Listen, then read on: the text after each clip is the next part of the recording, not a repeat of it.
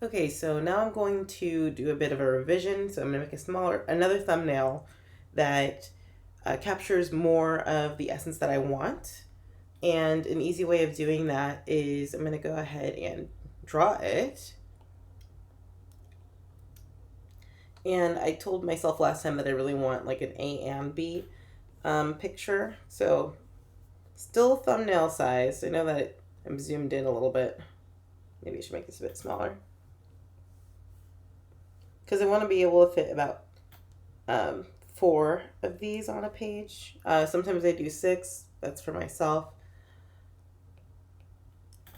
But I want to keep, let's take a look.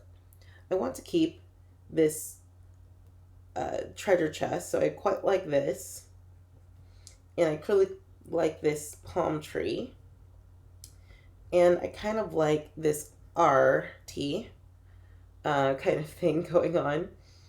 And I kind of like the numbers being giant. That's another thing I like. So let's see if I can create another one of these with that in mind. Oops, I've drawn on the wrong layer, but you guys get what I'm saying. Okay. All right. So I want the tree. The tree was coming in from one angle here, but I'm going to try and bring it in from the side now.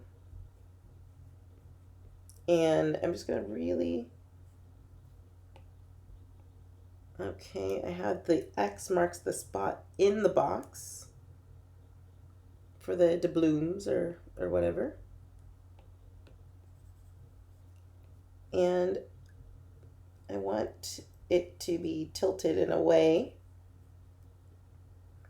where the box itself comes back towards the palm tree. So I might bring that over on the side there. You might be doing this in paper, so it might be a bit easier for you to just erase if you have a pencil, or you can just keep your sketchy lines kind of like I do if you're using pen. I might put some doubloons on the ground, and I might go ahead and put 9/23,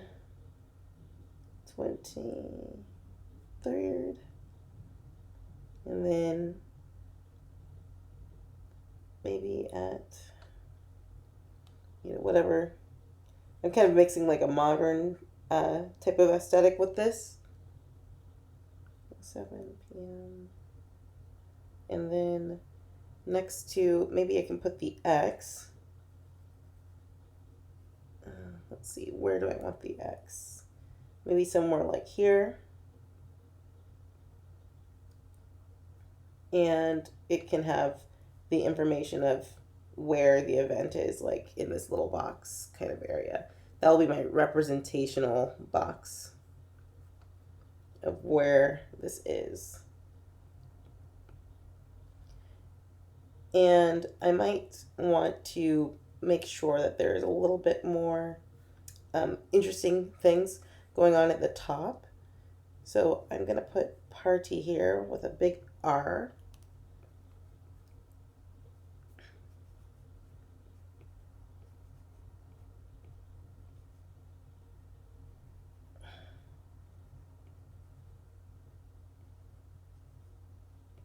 And there's still a lot of empty space like here. So what I might want to do is utilize that empty space by actually migrating some of my elements up here so this bottom bit isn't too cluttered. So I'm going to get rid of that, and I might do this 9/23 at 7 p.m. And I'll bring over this other bottom information.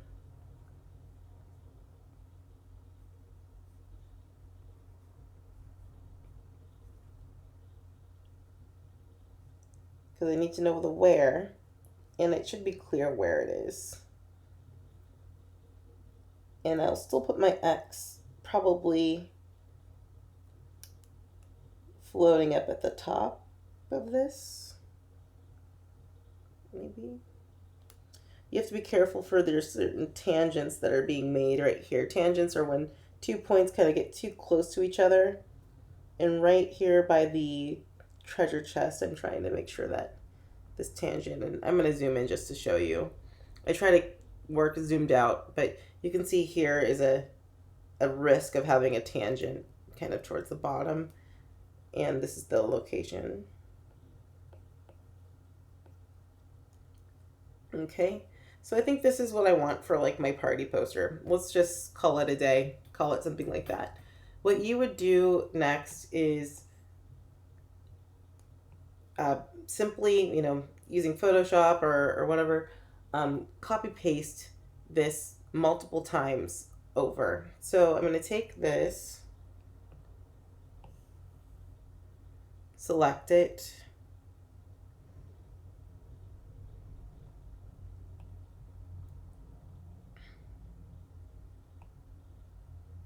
copy,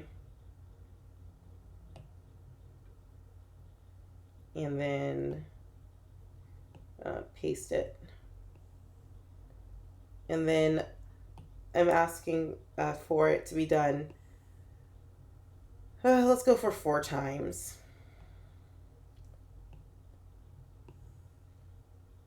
So it's the same one over and over again. Then in Photoshop, what you can do is create a new layer. I know that I'm not working in Photoshop, but it's the same process. You'll create a new layer. I personally like to multiply that layer. You don't have to do that. You can draw directly on top if you'd like. You can do a lot of different things. If you have a lot of different techniques that you'd like to use, you can do that. You can also use blending modes on brushes. But what I like to do is kind of go for it. So I'm going to just take some kind of weird sandy color and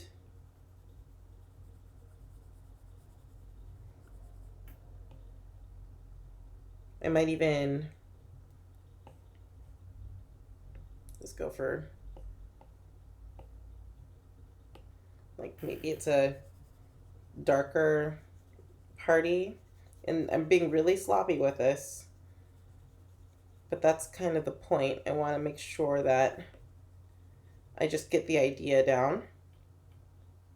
Looks like I have a bit of this style of brush.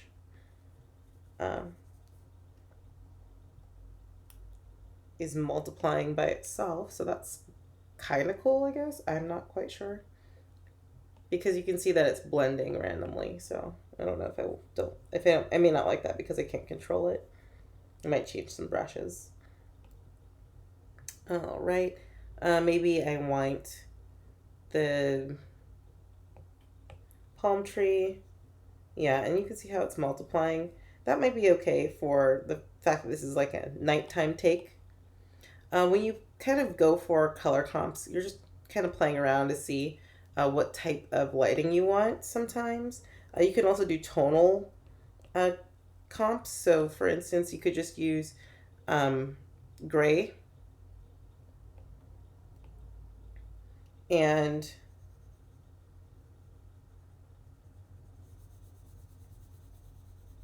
figure out the tone first.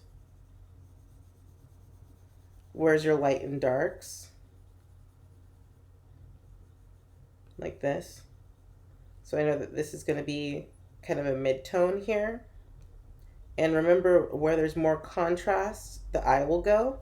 So up here where the party is, I might want to make that a little bit lighter. Maybe put a fake cloud or two in here. I might want to lighten this up a bit towards the bottom. And then when I have this kind of like by the tree, you can add a little bit of darkness here. Add a little bit of dark here because this is going to fall under shadow.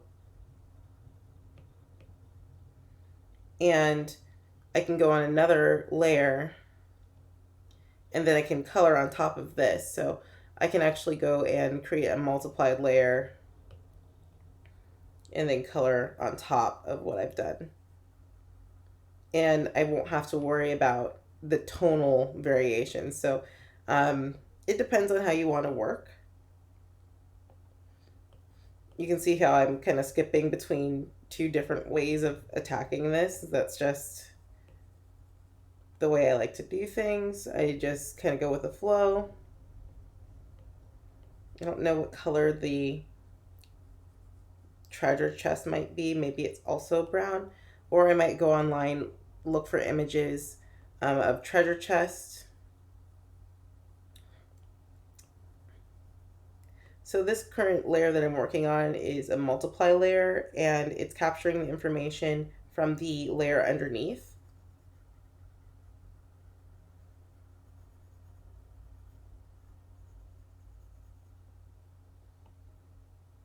But because of the gray, it's kind of dull. It's not as vibrant as it could be. And I might want to also like color the lettering. So there's a couple things I can do. I can, in the same layer, I can choose what type of um, blending mode I want to do on this layer. And notice that like darken looks actually really nice. It looks kind of poppy in what I'd expect out of a party poster. If I go and I create another layer, I'm going to actually try and use maybe color dodge or maybe screen. We'll find out. I just want to see if I can make this P for party. Oh, nope, that's not working. I want to see if I can color this like yellow or something. I might be better suited to actually go over it with the regular layer and do that. So let's see. Yeah, see lighter color. It doesn't really attach very well. Add does a pretty good job. Screen does a pretty good job. I can bring that down in temperature too, or opacity, I should say. And then as I play around with these, look at that pin light looks really nice, and it has like a little bit of the pink there. So I actually might actually keep that, or I can use that for another one. So let me just go ahead. Pin light looks really cool. And these other ones they may not be the thing. Difference looks really nice for maybe this other one at the top.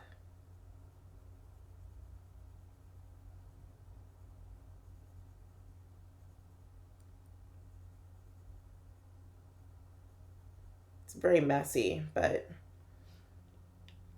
I'm just trying to figure out different styles that I can be using. So I can clean up these edges if I want, or I can just skip over it.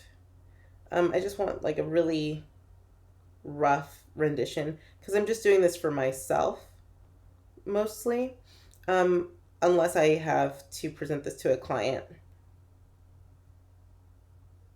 I would really go in very neatly and just make sure that at least the party portion of it, I would probably just go back over in a normal color. So let me just show you what I mean by that. I would actually create a normal layer and then just trace on top of my writing that I did previously, because that'll show up neater. I think sometimes it's hard to see when you are working in your own head. It's like very easy. You're like, oh yeah, like I know what I meant. But when you are communicating with other people, you need to be very precise in how you communicate that information so you can get the reaction that you want. So if you really want someone to like a particular one, then that's where you want to make sure that you take the time on it. But definitely don't flub over the other ones. I'm just saying that you want to make sure that you take your time if you're presenting your color comps to a client. And that's really always. So last time I was like, oh, I really like this pink. So I might just start with a pink, find a pink, and I can move, I'm going to move this underneath. So I'm dragging the layer down. This is the same thing that I could do in Photoshop.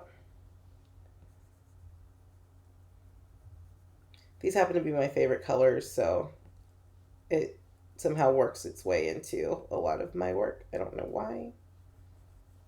And then let's see if I can.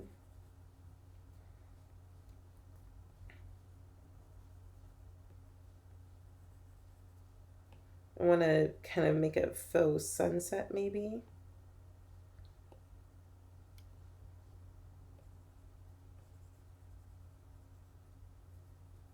And then with this particular brush I'm using, it's like blending everything. I don't know how I feel about that, but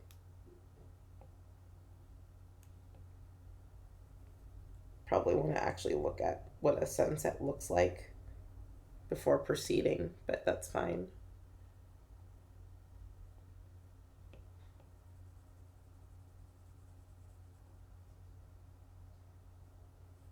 See if I can bring that purple into here. Just trying to make this look like a fancy drink or something.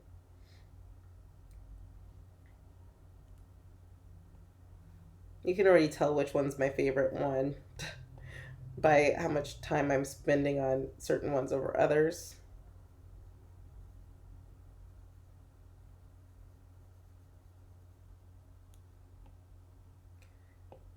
But this takes a little bit more time. And if I find, like personally, if I find a one that I kind of want to go with, I would probably go with it. But you never know, like if you take the time to create your color comps, what your outcome will be, because you'll be inspired from one to the next to the next. A lot of people will do probably, I think, 4 to 6 color comps, sometimes even 8, depending on their own process.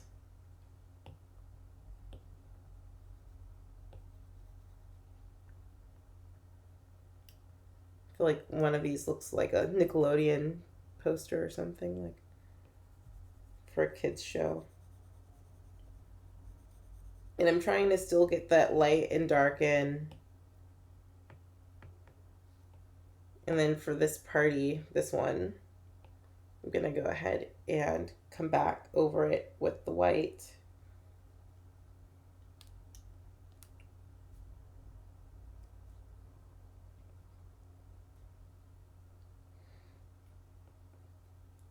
As if it was like shiny.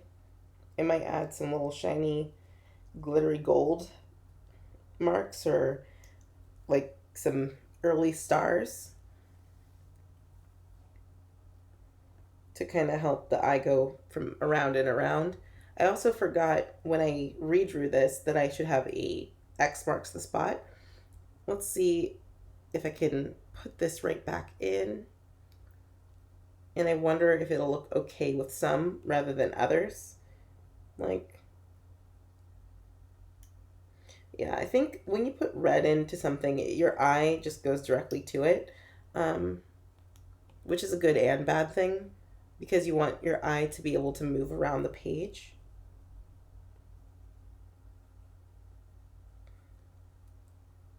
Yeah, I'm not going to really go in that direction probably. So I'm probably going to get rid of the X marks the spot idea and just keep going with some coloring options here. So I have like this kind of midnight glowy thing. I have uh, kind of a regular style, I think, of like a pool party. And then I have like this really strange Nickelodeon glowy thing, which I kind of like. And then this other one, I'm not quite sure which direction I'll go for it, but let's see. You just have to, sometimes you run out of ideas and you want to push yourself. So, oh wait, maybe I'll, mm. And then of course, like, you know, you can pull from your color your color um, choices that you've created.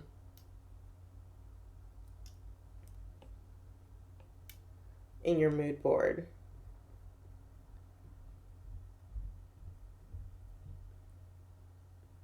But I'm just kind of winging it right now. But I think if I spent more time on the mood board, that this would be a little bit easier for me.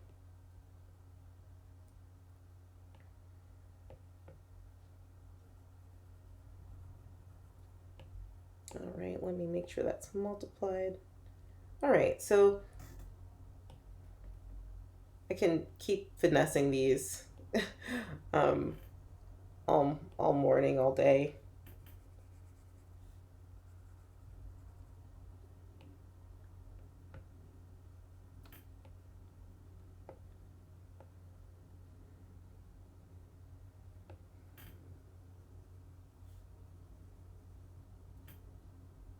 Maybe I might stylize the clouds on this one.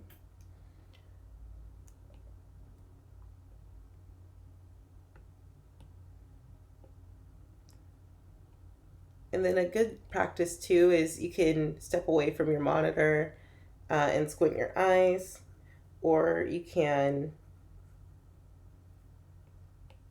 just squint when you look at things to see if everything is working, like you can identify each object individually. So I can squint and I can tell that for the most part, the colors are working except for the kind of midnight looking one. It needs to be lightened because I cannot identify the palm tree or the treasure. And because I can't identify those things, it's unreadable. So I might just go in and lighten certain things up. Maybe choose another blending mode.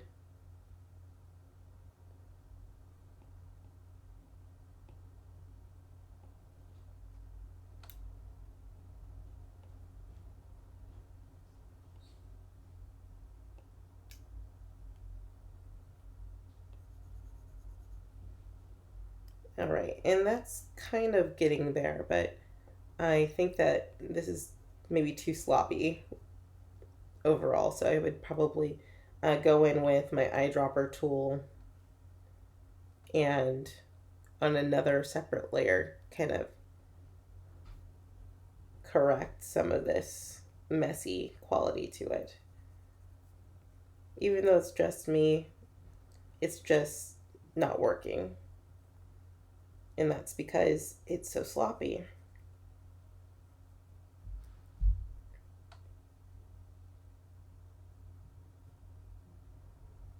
And when things aren't readable, that's defeating the whole purpose of creating this, right?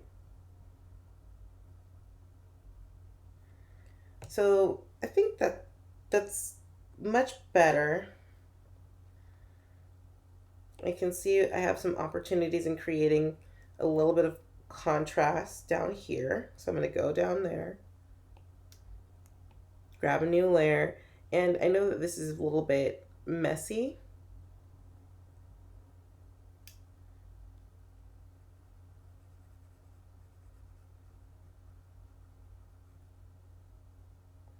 But I'm trying to find, I might have to go darker or lighter.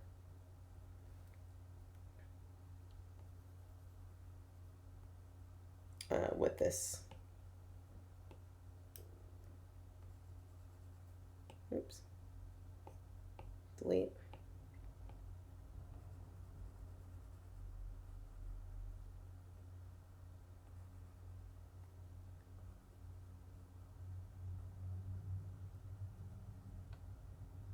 Yeah. So that palm tree is popping out way better now. I just needed to change the background color. for it, and that's enough contrast. So I can now, for the most part, now I'm really nitpicking. Let me go a little bit lighter for this palm tree, even though it's kind of a fake color. I want to make sure it still stands out right. Might bring down some of the red so it really can stand out.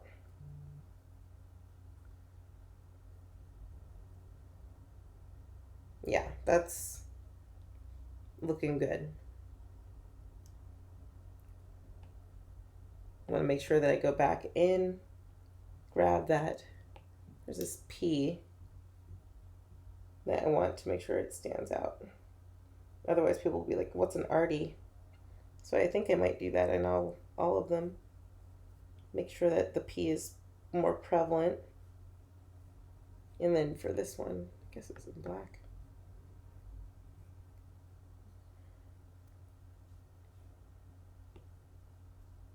Clean that up a little bit. And this is using an eyedropper tool going back in to clean. Eyedropper, color over. Eyedropper, color over.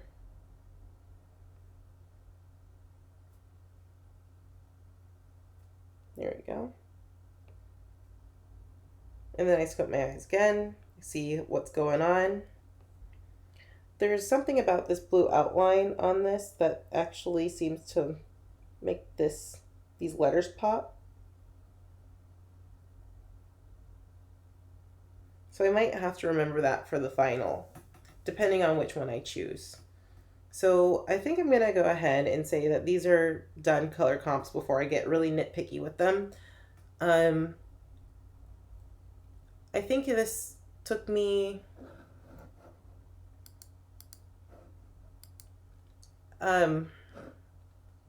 less than 30 minutes to complete these different ones, but notice that I usually like to think about color temperature when I look at these. I go, well, do I want to make a warm one? Do I want to make a cool one? Do I want to make a actual color of certain things versus maybe making something that is not exactly the actual color and just kind of play around with it. So I can do like a nighttime version, daytime version. There's so many different ways of trying to get color comps. And then on top of, actually changing what the color of the object is. If you want a more natural or kind of a crazy looking color.